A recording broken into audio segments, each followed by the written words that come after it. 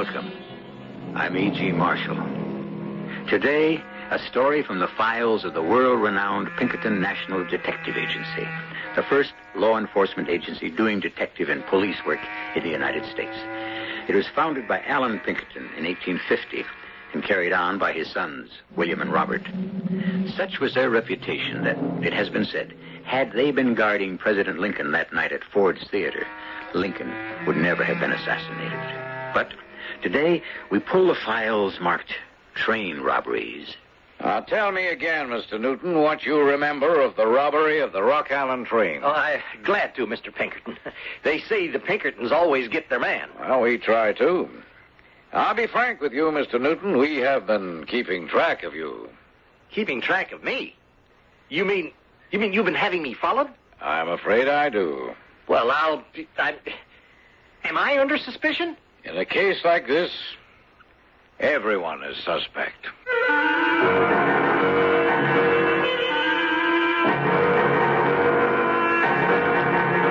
Our mystery drama, The Pinkerton Method, was dramatized from the files of the Pinkerton Detective Agency, especially for Mystery Theater, by James Agate, Jr., and stars Ian Martin and Lloyd Battista.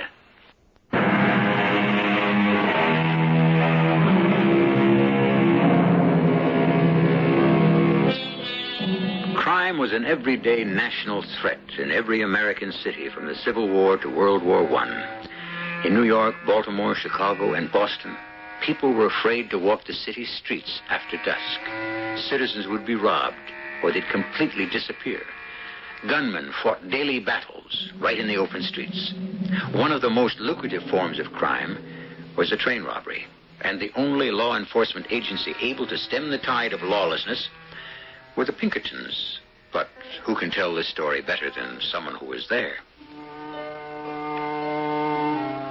Harold Black is the name.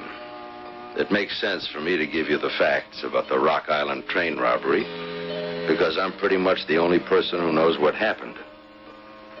I was a brakeman on the Night Express running out of Chicago that wintry March night with snow everywhere. I walked into the express car right behind the locomotive. Hello, Harold. We on schedule? As far as I know, golly, it's nice and warm in here. What are you doing? Oh, you know, the usual. Making sure the $22,000 are all accounted for. You got that much in the safe? Not a dollar more, not a dollar less. You're a lucky stiff, Nick. Being an express messenger is such an easy job, sitting here, doing paperwork at a desk in the express car. I really envy you. Well, no, it's a matter of You fact. even wear a collar, a shirt, and a tie in this job. Look at me. Dirty overalls, my hands all banged up, greasy from oil cans, fingernails dirty. 15 years, nowhere to go. It's too long, Nick. Nobody on the line appreciates how hard a brakeman has to work. Well, like I told you before, Harold, I'll put in a good word for you with the chief up at U.S. Express, if you like. He's an old pal of mine. Maybe he can use an extra messenger, eh? Besides, we messengers don't do too bad when it comes to salary. Don't rub it in. And you could learn the work, Harold. It's easy. I think this time I'll take you up on that. I sure could use the money with a new wife and everything.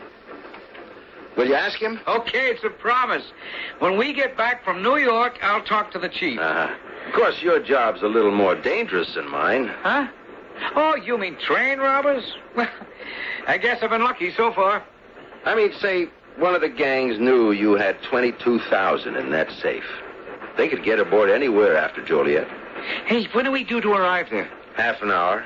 Pick up the mail, and then our next stop is Morris. Oh, Morris, Illinois. I've been there. What a dead town. Harold, hand me the poker, will you? Fire's getting low. I want to give the stove a stir. Here you are. Thank you. Well, I better be heading back, Nick.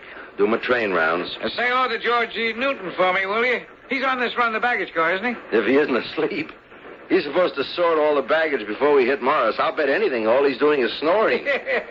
Well, wake him and tell him I said to get busy. Okay. I don't want to be hanging around Pennsylvania Station when we get in. Oh, hey, I forgot to ask you, Harold. What's your wife's name? Elizabeth. Yeah, Elizabeth. That's a sweet name. I'll bet she's just as sweet as she sounds. Oh, no kidding. I'll try to see if I can get you that job with U.S. Express. I won't be surprised, but you'd make double the money. I'm all for that.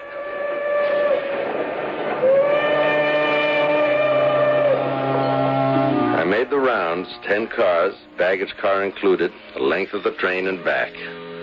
We pulled into Morris and took on water for the engine. George Newton, the baggage master, and I opened the express car door. I'll go first. What's the hurry, George? Well, I've got to be sure that... Oh, Lord, no. Huh? Harold, look. Nick, This is terrible. look, I'd better get the Pinkerton man. He's in the third car. The safe's blown open. Don't touch anything. If there was 22,000 in there once, it sure ain't in there now. Look at all that blood. Oh, I was afraid of this, Harold. I'm scared. What do you mean? I can't take time to explain. I'm going back for the Pinkerton man. And don't touch anything. My name is William Pinkerton. I told the baggage man, what's his name? Newton. George Newton. Yes, I asked him to wait in his car for me. I thought I'd speak to you first. You're, Harold Black. I'm the brakeman. And the name of the deceased, the express passenger? Nicholas Kelsey. Nicholas Kelsey. And what was the last time you saw Mr. Kelsey alive? Not an hour ago. We were half an hour out of Joliet. I see. He was alive when you left him? Mr. Pinkerton, of course he was. I swear it. Good Lord, he was even going to put in a good word for me with his chief so I could perhaps get a job with U.S. Express. Oh, why would he do that? Well, I just got married, and it's no secret, but a brakeman on the Chicago and Rock Island doesn't make much money. I see. Gang of train robbers must have come aboard after we left Joliet and killed him. Mm-hmm. And you heard nothing? No shots, nothing? I was probably as far back as the last car. How much was in that safe, Mr. Black, or don't you know? Well, sure I know. Nick told me. $22,000. I see. All right, will you ask Mr. Newton to join us? Georgie? George, Mr. Pinkerton wants to talk to you. I'm George Newton, Mr. Pinkerton. I think I told you. Oh, Lord, this car's a mess. It looks like Nick put up an awful fight.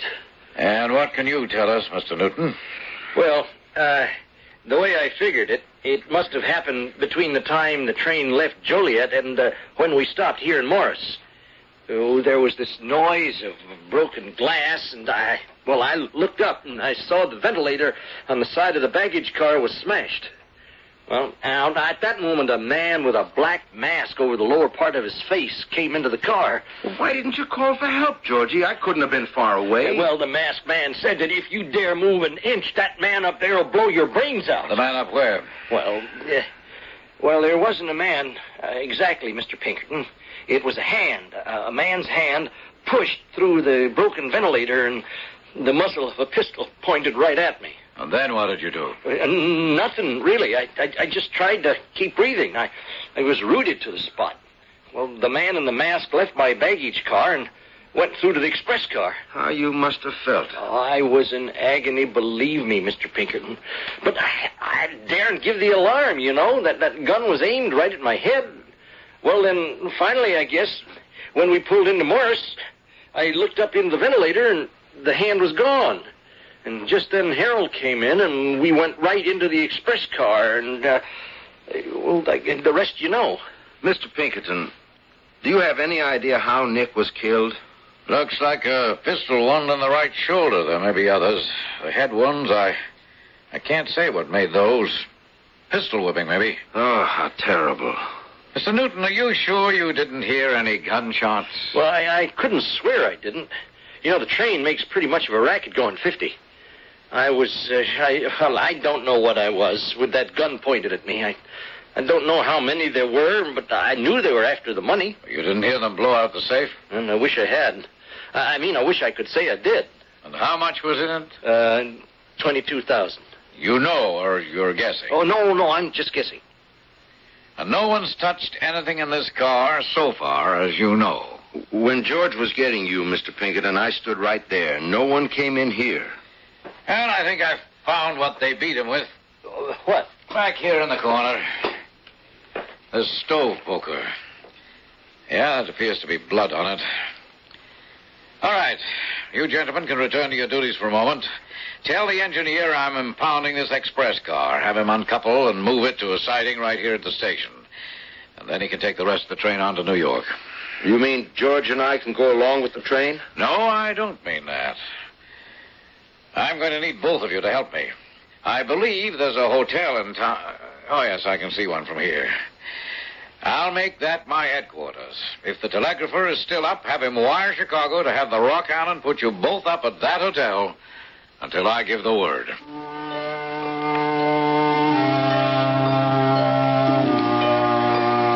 George and I got rooms at the Delaney right on Thompson Street. I had the telegraph operator wire Chicago what had happened, and somebody had better notify Nick's wife, Mrs. Kelsey. I had him also get a message to Elizabeth. There'd been a delay on the run. Not to worry about me, that I was all right. Yeah, there she goes. Seems funny to be standing here in the window of this hotel watching our train pull out, and we've got to stay here. Listen, so long as the Rock Island pays me my wages, I don't care where I am. I wish Elizabeth was here. She loves hotels. You know, when we left Chicago and I was talking to Nick, he said this town of Morris is a dump, a dead town, he said. Let's not talk about Nick, okay? I wonder... What were you going to say, Harold? You wonder what? Oh, nothing, I guess. Just wondering why Mr. Pinkerton was so insistent on our staying here. Well, I don't know. I don't like seeing that express car in the siding right from this window and knowing what's in it. Well, we've told Mr. Pinkerton all we knew. Well, it could have been any of half a dozen gangs. The Youngers, Jamesons, Daltons, and McCoys. Hey, Georgie, you really know your train robbers. Well, I read the newspaper a lot. But it could have been. Oh, sure. Could have been any of them. What time is it, Harold? 8 o'clock. We've been up all night. Yeah, I'm beginning to feel all this. I'd say we're entitled to the best breakfast the Delaney can come up with. Let's go on downstairs and have us one. Agreed. After what we've been through, the best breakfast is none too good for us.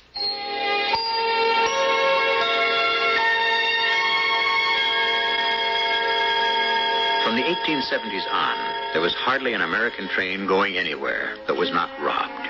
Bands of outlaws would pile on the rails, derail trains, shoot at the passengers while the express car was being dynamited.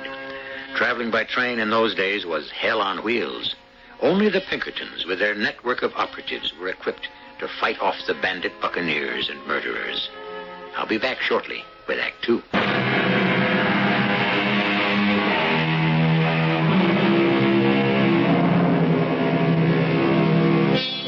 Even before the Iron Horse started rolling the rails across country, the Pinkertons chased and captured desperados and stagecoach bandits. Before there was even a thought of a Federal Bureau of Investigation, the Pinkertons were the only law enforcement agency of any size who could get any results. Allen Pinkerton, who founded the agency in 1850, set a pace and a practice never forgotten by his two sons, William and Robert. In the early days, the Pinkertons pursued lawbreakers on horseback. Now they were tracking and trailing by telephone. Hello? Robert? Bob, are you there? Is that you, Billy? Yeah. Well, how's everything in Denver? Busy? Hey, we got 5 inches of snow here. You got 12 where I am. Where's that, you lucky bum? Morris, Illinois. The Rock Island was robbed of $22,000.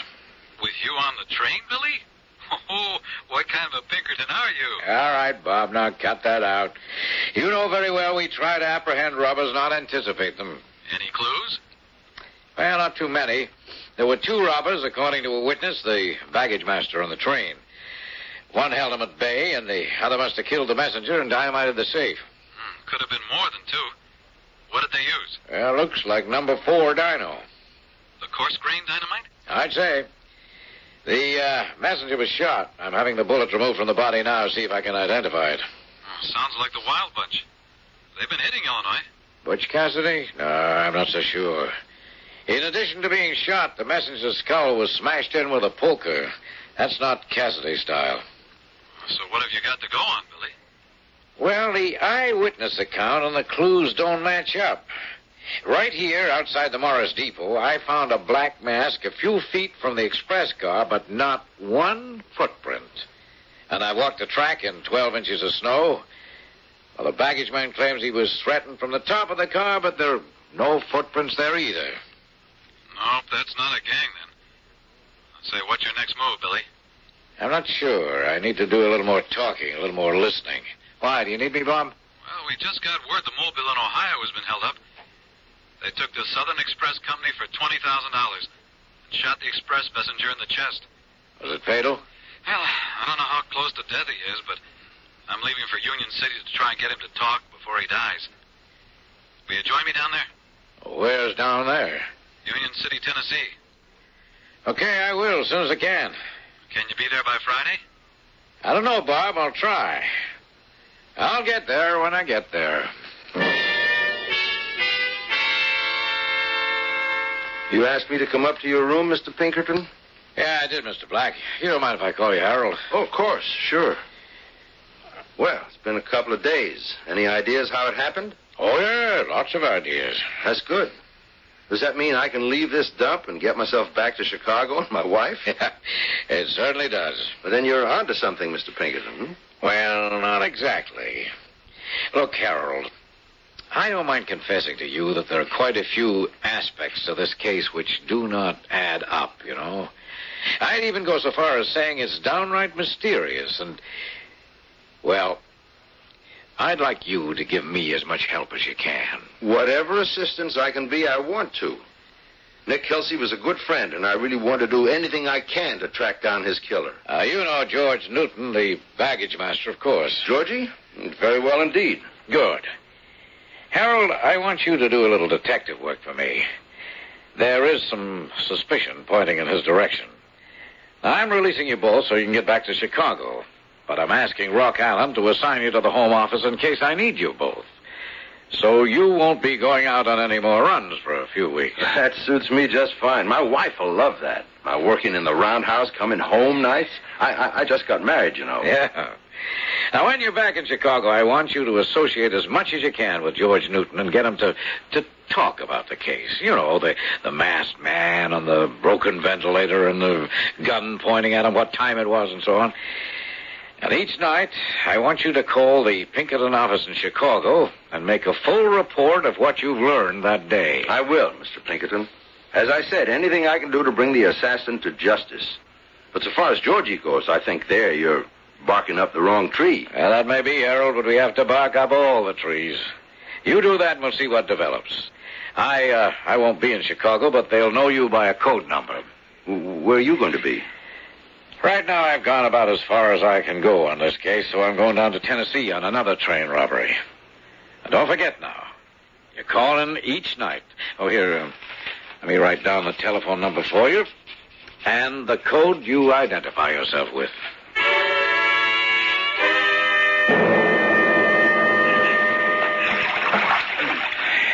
Keep rolling, Billy. You're doing great. I get bitten to death by these darn chiggers, Bob. How much further is it to Lester's Landing? Well, I think we're almost there. They told me at Hickman the landing was just 10 miles into this swamp. Rolling after dark through a Tennessee swamp isn't my idea of fun, believe me. Since when was the Pinkerton Detective Agency in the amusement business? And to think a week ago I was looking for footprints in 12 inches of snow at 10 below. Must be 110 degrees right now. You're pretty sure it's the Farrington brothers we're looking for? Absolutely. I asked the express messenger twice just to make sure I heard right. Hillary and Levi Farrington. Those were his last words before he died. Oh, he recognized them all right. He'd seen all our flyers and posters on their last job when they hit the Mobile in Ohio and Kentucky. It's too bad we couldn't go overland to track them. Could have had a posse with us. Well, we'll have the element of surprise. That'll help us get the drop on them. Hey, wait a minute. Look. There's a skiff with a man in it. Yeah, so it is. An old fellow fishing. Hey there. Huh? Who's that? We're looking for Lester's Landing. Hey, will you talk more quiet? Can't you see him fishing? What you want to do, scare my dinner away? Oh, sorry, we're looking for Lester's Landing. Well, who are you?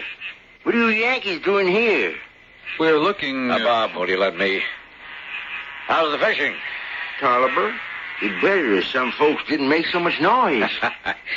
My name is Bill Pink. This is my brother Bob. We're looking for two friends of ours. You can never find friends when you want them, I always say. Levi and Hillary Farrington. Maybe you know them. Farrington? Never heard of them. In Tennessee, are they? Yeah. Lester's Landing, eh? Is that far? Just around that bend there. See, Billy, what'd I tell you? I don't mix much with other folk.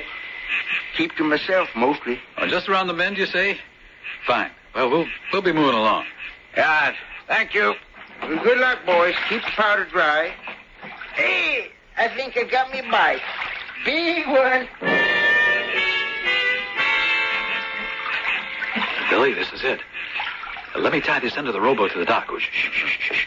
I'll climb out and give you a hand. Okay, fine. Hard to see. I'm just as glad there isn't a moon tonight. I don't want to be spotted before we're ready. Oh, that must be the shack they're in. Oh, small, isn't it? I can see some shadows around that table with the lantern on. Come on. Let's start crawling up the dock. Keep low. Hey, Bob. What? Look, we're after two Farringtons. But who's to say they haven't got a lot of friends with them? Well, when we get a little closer, maybe we can hear something. Hey, psst, over here. Down by that window. It's open. Don, you stupids. Now, I've been doing this for years, and the way I tell you to make the nitro soup is the honest way. Well, sure, Levi. I always know everything better than anybody else. You shut up and hear me now. Now, you take 75 sticks of dino and you thaw it out near a stove. And then you crumble it up like sawdust, see? Now, watch me. Now, pour hot water on it and stir. Slowly, stupid. Now, stir it up. Oh, sure. But that's not the way we make it, is it, Howard? Now, when it's smooth like that, would you watch me? Now, I squeeze it through a rag. Now, pour the water off the top. Ooh, and look in there. Ooh, look in the bottom of the can. Now, that is good, strong soup. Now, why don't you try it my way? Yeah, well, when I need advice on how to blow a safe, I'll ask for it, huh? Now, Hillary, I want you to mosey on down to Hickman to see if you can locate some more dino. Now, they've been blasting the road down there. Now, you just help yourself to as many sticks as you can carry. Now, do you hear me, boy? There he goes. That's Hillary, Levi's brother. I'll follow him. Can you handle Levi and whoever else is in there? Yeah, I'll just walk in that screen door and play it by ear. I can always shout out and pretend we've surrounded the place with a posse. If it looks bad, I'll shoot out the lantern. I better go, Billy, before I lose Brother Hillary. Good luck. Hi there. Anyone home? Who's that? Well, I think I'm lost. I'm looking for Tiptonville Road. Oh, are you? No, it's around here somewhere. How did you get here, stranger? Well, matter of fact, a road. Oh, you just little old road, huh? Yeah, and I got the mosquito bites to prove it. Well, now, what'd you say your name was? Well, I didn't say. That's him. That's the fella I was telling you about, Levi. Well, hi there, old man. I didn't expect to see you here. That's him, all right, Levi. Said he was a friend of yours. Oh, as a friend of mine, huh? Now, let me hold up this lantern a little higher to see him better. Well, I always like to welcome old friends. He knowed your name, Levi, and Hillary. Said his name was Bill Pink. Bill Pink? That's Bill Pinkerton. He shut out the light. I warn you, Farrington, this is the end of the line. Put down your guns and put up your hand. Maybe I can't see you, Pinkerton, but I can hear you. All right, men. Move on in.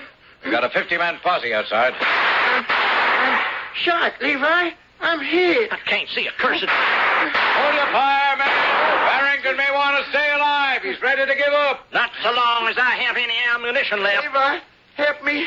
I'm... Hey, you killed the old man. Levi Farrington, I just put your brother out of commission. Will you come quietly? Billy, where are you? Over here. Levi was trying to get away. I tackled him. All right.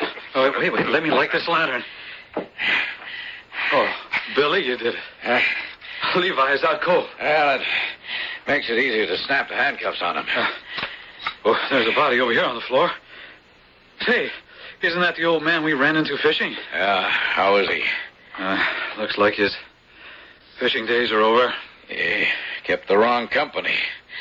You'd think at his age he'd know better. Where's Hillary Farrington? Oh, he's out there handcuffed to a tree. Oh, my Lord, Billy, your shoulder's bleeding. Well, those slugs fly around everywhere in the dark. You got your corn knife handy, Bob? Oh, sure I do. Here, give me the lantern. I'll hold it. Okay, take your knife, Bob, and dig out the slug. I know. This is going to hurt a little. Well, don't you worry, Bob. That little old bullet has done me a big favor. Hold still. Hey, what favor? Sure helps me to forget those mosquito bites.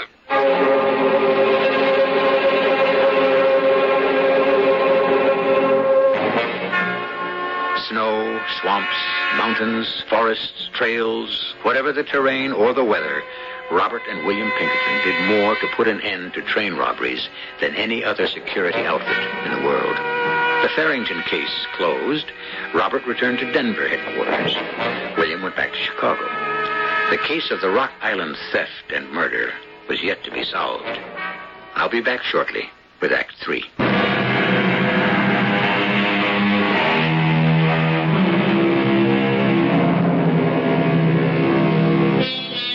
The accomplishments of the Pinkertons has set the example for all the law enforcement agencies that have come after.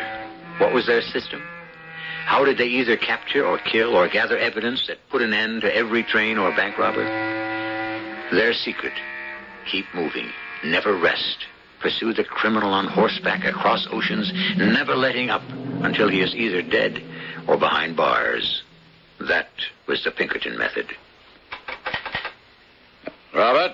Bob, is that you? Of course it is, Billy.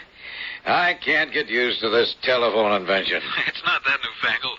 Oh, here I am in Chicago and talking to you, Bob, in Denver like it's in the next room. What's the problem, Billy?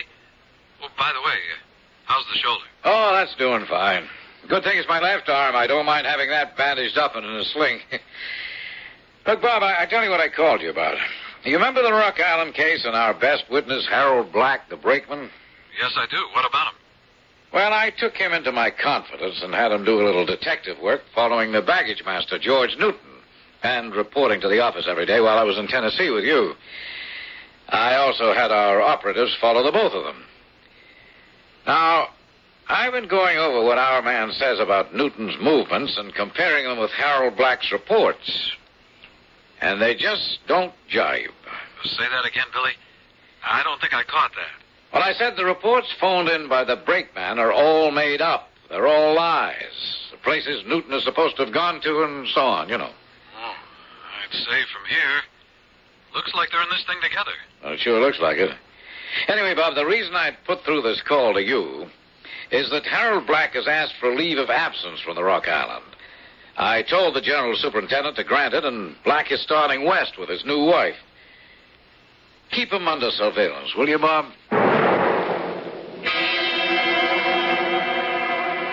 Mr. and Mrs. Harold Black is how we marked the tags on our luggage.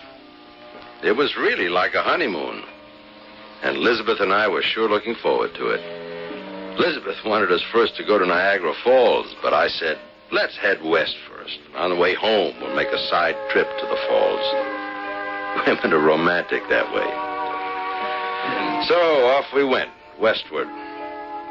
Everything we saw, everywhere we went, we had ourselves a great old time. And, of course, we had money to spend.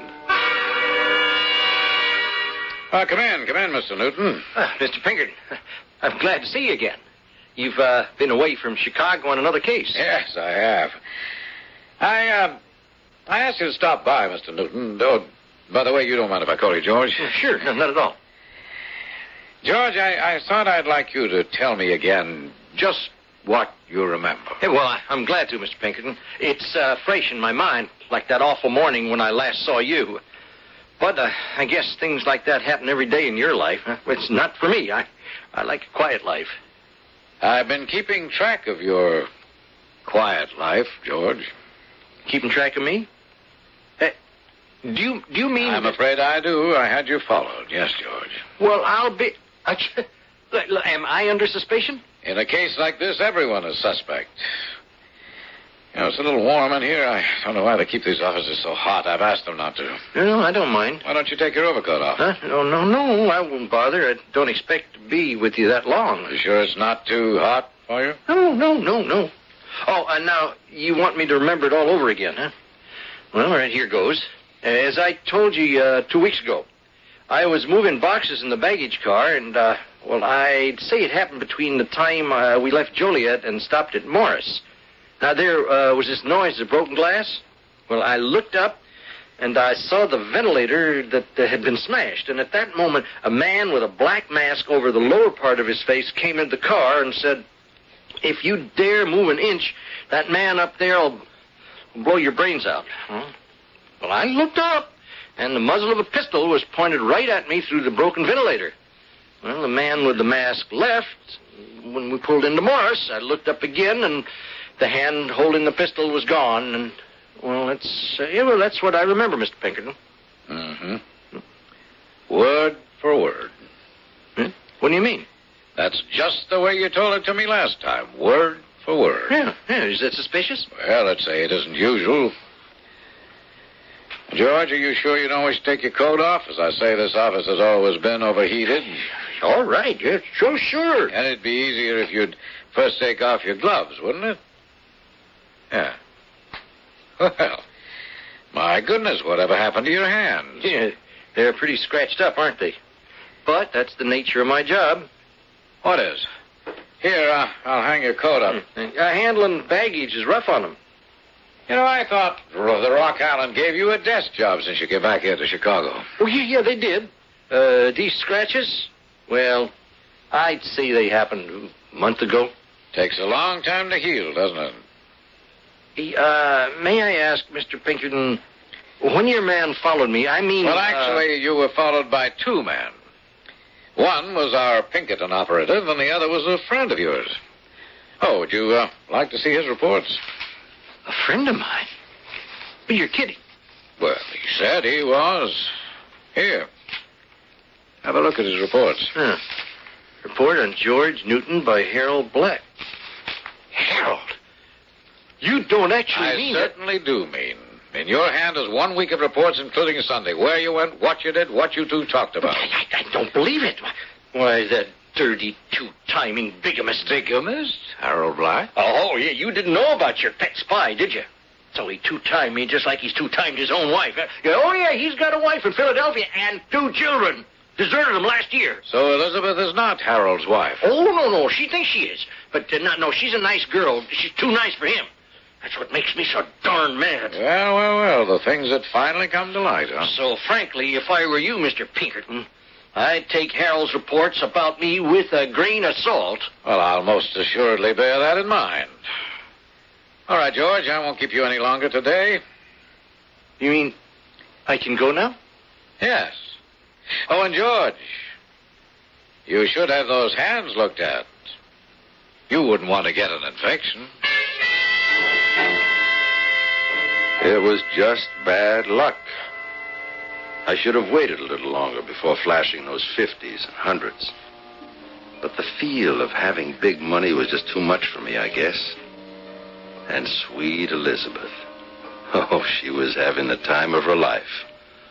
Omaha, Tulsa, Albuquerque, Phoenix, Las Vegas, and then California. Seeing all the sights, theaters, shows, restaurants, we had ourselves a time.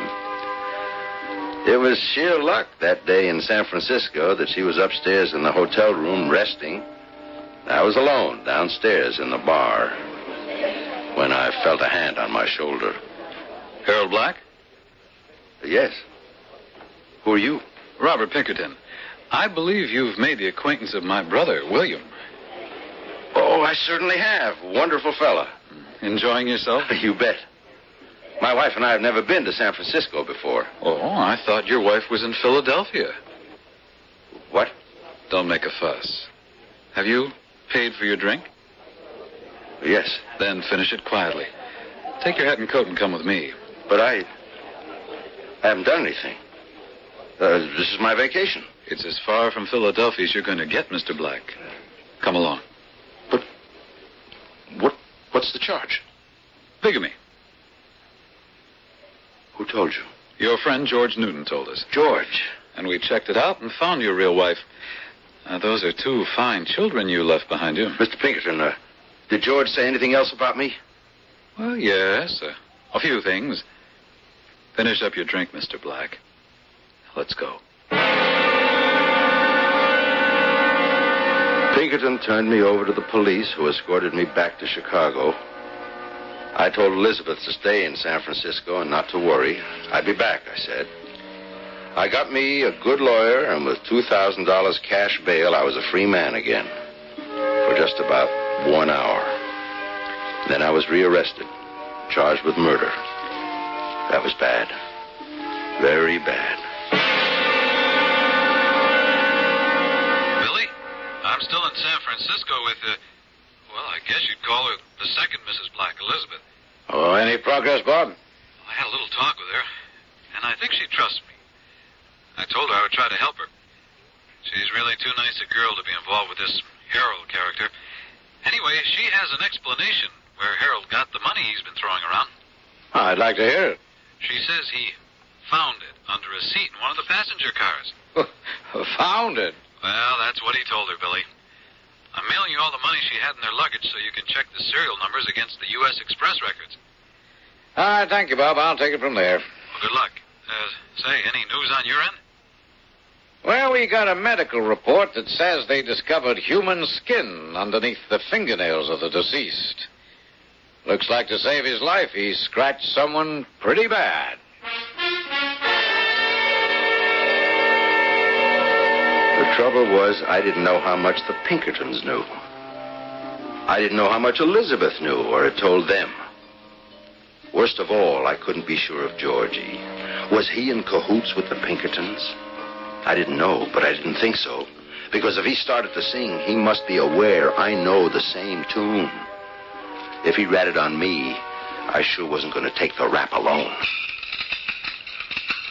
Harold, we've got a visitor, George Newton. Hi, Harold. I'll leave you two. I've got some business with the chief of police. Well, locking me in here, huh? They don't trust us. Should they, Georgie? Should anyone? What do you mean, Harold? All I'm asking is, are you to be trusted? Well, what a question. Of course I am. I'm your friend. Are you, Georgie? Who was it who told the Pinkertons I had a wife in Philadelphia? Would a friend say that? Now, hold on. Now, if you're talking about friendship, would a friend peach on me, huh? Give reports to the Pinkertons about where I went and what we talked about? You stupid fool. I didn't tell them a thing. Made it all up. They wanted information on you, so I pretended to go along with them to take the heat off. Shh, not so loud. Now, listen. I asked to see you, saying I wanted to straighten things out with your wife in Philadelphia. Now, Pinkerton's onto something. He saw these hands, see? I don't know if he believed that I got it handling baggage or not, but why he didn't believe me, that's what I want to know. Why is he suspicious? That's your problem. Georgie, I don't want to talk to you. I'm the one charged with murder. You're out there free. I am not going to say anything. You'd better not. You better not threaten me. The whole thing was your idea. Oh, it was, wasn't it? Is that what you're going to tell the Pinkertons? I don't play footsie with them or send them reports like some people I know. Don't fool yourself, Georgie. With this, it was all my idea business. If I go, you go. You're the one who shot Nick. He was already dead when I hit him with that poker. You're crazy. I got him in the shoulder. The gun went off because he was fighting like a tiger, clawing at me. I wasn't going to kill him. Now, you're the one who panicked when your mask fell off, and you thought he recognized you, so you smashed his skull with that poker. You liar, you. Help! Help! Let me out of here! The man's crazy. Hold on there. What's the trouble? Get me out of here, Mr. Pinkerton. You're a liar. That's what you are, a darn liar. All right, now take it easy, Harold. Okay, George, let's move along. Boy, am I glad you were handy. That man's a wild beast. George Newton is just as guilty as anyone. Don't let him get away. It's too bad. The Harold's gone off his head. Let me see your hands, George, both of them. Hey, Mr. Pinkerton, what you putting handcuffs on me for? Only for a few minutes, George, until we can book you and find an empty cell for you. You were listening. Well, voices carry. And the chief of police and I were right there in the next cell. George Newton, you're under arrest. The charge is murder.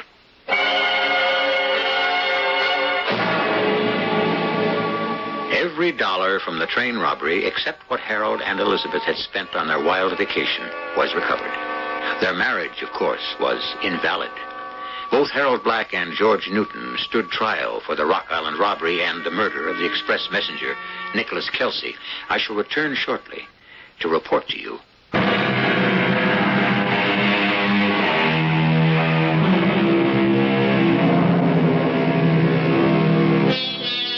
The trial of the two Rock Island Railroad robbers was a quick one.